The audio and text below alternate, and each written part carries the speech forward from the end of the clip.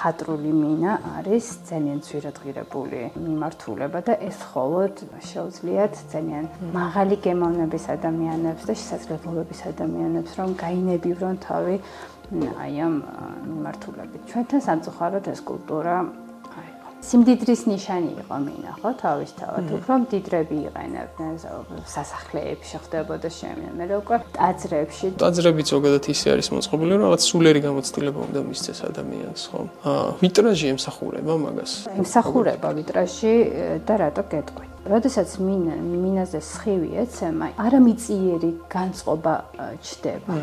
ძალიან ეხმარება ადამიანს სხვა ენერგიების მიღებაშიც და გაცემაშიც სხვადასხვა. და იყო პერიოდი, რომ არ იყო მინა.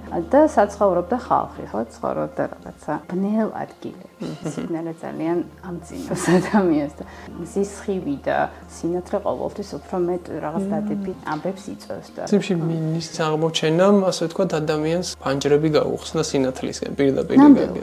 ვიცი რომ ეხლა ერთ-ერთი ტაძრისთვისაც აკეთებ ვიტრაჟებს. ეხლა ვართ ამ პროცესში. ძალიან დიდი მადლიერების გრძნობა მაქვს ზოგადად ამ სამუშაოს შესრულების პროცესში. გრძნობ და არ ვაღიარებ ბოლომდე, რამდენად მნიშვნელოვანია, იმიტომ რომ ცოტა მერიდება კიდევ. სიმართლე რა ვთქვა.